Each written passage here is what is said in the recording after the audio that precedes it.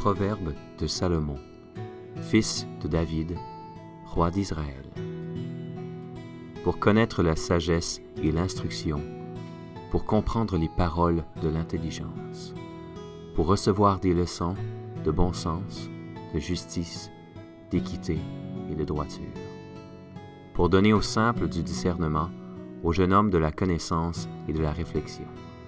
Que le sage écoute, il augmentera son savoir, et celui qui est intelligent acquerra de l'habileté. Pour saisir le sens d'un proverbe ou d'une énigme, les paroles des sages et de leurs sentences. La crainte de l'Éternel est le commencement de la science. Les insensés méprisent la sagesse et l'instruction. Écoute, mon fils, l'instruction de ton père.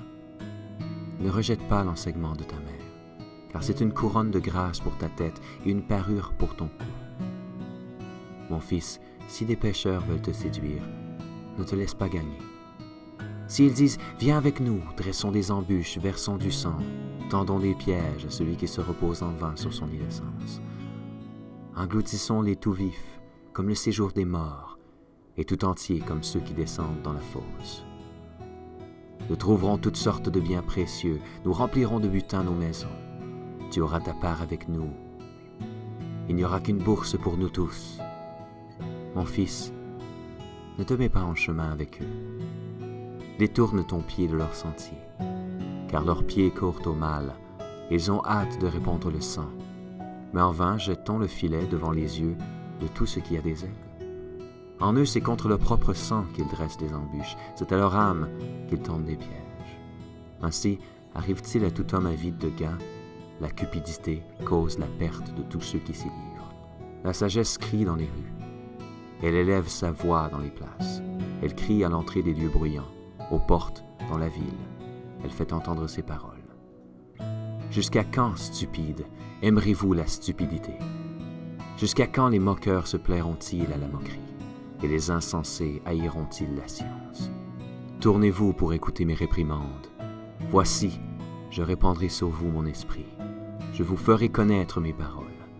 Puisque j'appelle et que vous résistez, puisque j'étends ma main et que personne n'y prend garde, puisque vous rejetez tous mes conseils et que vous n'aimez pas mes réprimandes, moi aussi je rirai quand vous serez dans le malheur. Je me moquerai quand la terreur vous saisira, quand la terreur vous saisira comme une tempête et que le malheur vous enveloppera comme un tourbillon, quand la détresse et l'angoisse fondront sur vous. Alors ils m'appelleront et je ne répondrai pas.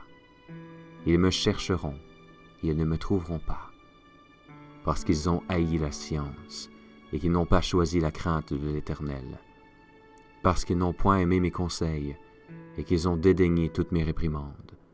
Ils se nourriront du fruit de leur voix et ils se rassasieront de leurs propres conseils, car la résistance des stupides les tue et la sécurité des insensés les perd.